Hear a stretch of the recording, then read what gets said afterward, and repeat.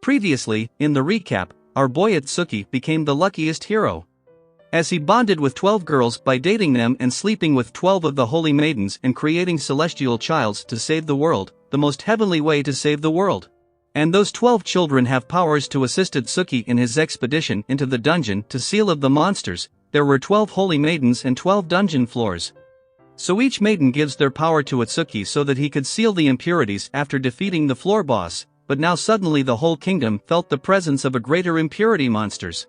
So Narcissist did a research and discovered that there are actually 13 floors in the dungeon according to ancient texts. And now Itsuki must find the 13th holy maiden in order to sleep with her and give birth to his 13th child. But then Saya kept bumping into Itsuki, as if he was trying to get his attention, and if he turns out to be a holy maiden, Itsuki is in for something that he will never be able to forget. And sleeping with a man, there was no way Itsuki wanted to sleep with a man, so he thought of sleeping with all of the 12 girls for a second time, to try to make 13th child.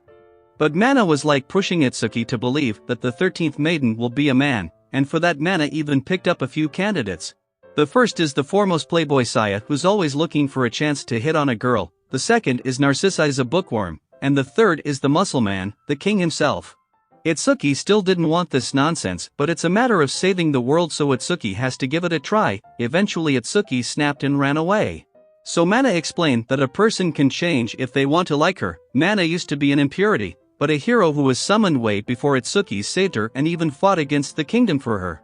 So Mana changed and decided to serve the human to coexist. If Mana can change, so can he. Finally Itsuki made up his mind to sleep with man to create a celestial child. But if this happens, everything will be screwed up. Thankfully it was made up by Mana to make Itsuki free-minded enough to save the world. Finally, the burden appears to be off of Itsuki, so he goes to his children's to train them with Alfie on their tactics to fight the impurities. And some of them understood the tactics to fight in a teamwork, because it was time to finally seal the 12th impurities boss named Sagittarius Impurity. And Itsuki and his children did a great job and defeated the last boss and sealed the impurities within the dungeon, and now this world will be free of impurities. On their way out they heard the roar of an even greater monster, and it became clear that the 13th floor does exist, so does the 13th maiden. So Sangreala orders Itsuki to find the 13th girl and sleep with her as soon as possible, but on the other side Alfie was in a good mood even though there was a greater threat that came to light. She was so happy that she will be able to meet Itsuki, because the 13th maiden Itsuki is looking for is none other than her. He goes through every brain cell to make a plan to make Itsuki realize that she's the girl he's looking for, but every idea fails, and then for Itsuki. He was holding on a banner in public to find the 13th maiden. Suddenly he heard Alfie's voice and turns, but there were just some fangirls fawing over Saya. But then he heard Alfie's voice again and looked around, but no one was there, so he left, thinking it was because of that girl's mob, but she was actually inside that mob. So even this time she failed to inform Itsuki about her being the 13th maiden. But then Mana appears and tells her that they found out she's the 13th maiden because they heard it from a random girl that someone was shouting that she's the maiden. Mana wanted to take her to Itsuki, but first she wanted Itsuki to see a videotape that her father had given to her before his death, so Mana did as she was told and gave it to Itsuki. They both saw the videotape and it was 90s love anime, where hero meets heroine and enjoys their time in an old-fashioned way, so Alfie wanted to have that same experience. So Itsuki and Mana fulfilled her wish and took her for a nice and long ride on the highway, but what's a raccoon doing in the driver's seat? Anyways, they safely arrived at a restaurant and had a fancy Italian dinner at night, and that brought their date to an end. But then Itsuki gets to Alfie's room.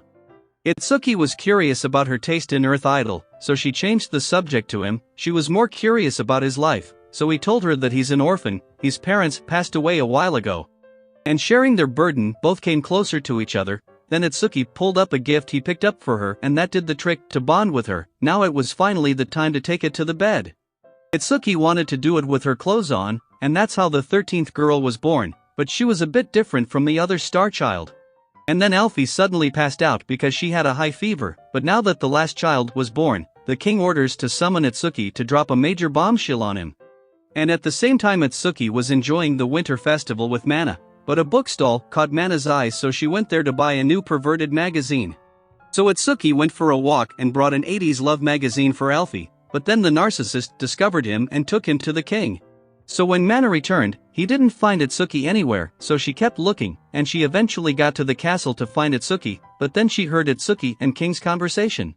Apparently, the boss of the 13th floor is the reason that impurities rise again and again after a few years, and if they seal it off, the impurities will vanish.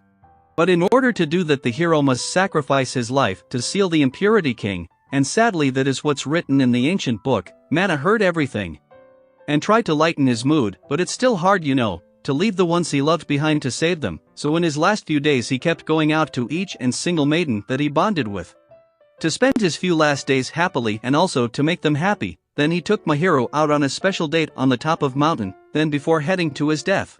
Itsuki gets to Alfie to check up on her. He made a handmade meal for her and gave the gift he purchased, and she just loved it because she's a fan of 80s idols then. Itsuki thought that she got sick because she slept with him, because their star child is a bit different from others. So the reason behind their child being different is that her father was also a summoned hero like Itsuki and her mother was maiden, but then her mother died in an impurity attack. And that's what makes her unique, because she was a star child as well as a maiden. And that's why she was weak like any normal girl who gets weak after their first time with a man, so there was nothing to worry about. And now the time is finally coming near and Itsuki was preparing for his final showdown, but before that he wanted to give a parting gift to Mana, so he did this. I mean seriously, he just laid his hands even on a raccoon. What the? Let's just try to forget about that. Now the king summoned all the maidens and told them about the sacrifice that Itsuki must make to save the world. And the ritual could only be performed by 12 maidens, and it was the perfect time because Itsuki had gotten into the 13th floor of the dungeon with everyone. But this time he decided to fight this impurity boss himself, and at the deepest part of the floor, the 13th boss finally got revived and Itsuki was not even able to make a scratch on him. On the other hand, the king had now asked all of them to begin the ritual. Mahiru wasn't up for this, but if she doesn't seal of the impurities with Itsuki she won't be able to return back to earth. So other maidens got ready and sadly Mahiru also started the ritual, and from then on Itsuki was paralyzed under the ritual, but when the sealing was about to be finished, Mahiru gave up because she didn't want to sacrifice Itsuki. Looking at her, the narcissist spoke up an alternative method, but it's a 50-50 gamble. To save Itsuki, all 12 girls has to offer up their powers to support him, so they ran straight to where Itsuki is and gave their full power to their own children. All of the star children merged together and formed a new combat avatar after receiving the powers of their mothers. As they engaged in combat with the impurity, their Itsuki emerged from the dungeon to face it head-on, but it wasn't enough, because as the impurity attacked him, Alfie rushed in to save Itsuki and took the hit. Itsuki desperately wanted to save her, but it was too late as she embraced her death. Seeing her death awoke a new ray of power within all of the maiden, and from their powers all of the children merged together with Itsuki to finish that thing. But now it has taken a solid physical form, so Itsuki tries non-stop to attack it, but even now his attack has no damage to him. But then the Alfie's child rose up seeing her mother's death and turned into a trident. With her they finally got the power to kill that impurity and save the world.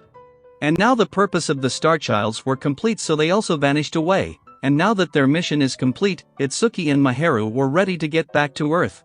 And all of the girls respected his decision, so they came to see them off with a smile, even though they didn't want to part ways with Itsuki, but Ruka wasn't ready to be separated from Itsuki. So after her everyone followed them to the Earth, but surprisingly even Alfie and Starchild also got there. Seemed like they were revived, and also Mana transformed into a human somehow. There's no way going back now, so they quickly got adapted in this world and took in regular jobs to make a living, and at last all of them married with Itsuki in the church. And that brings the anime to a happy end, but don't forget to subscribe the channel to get the new and old anime recap.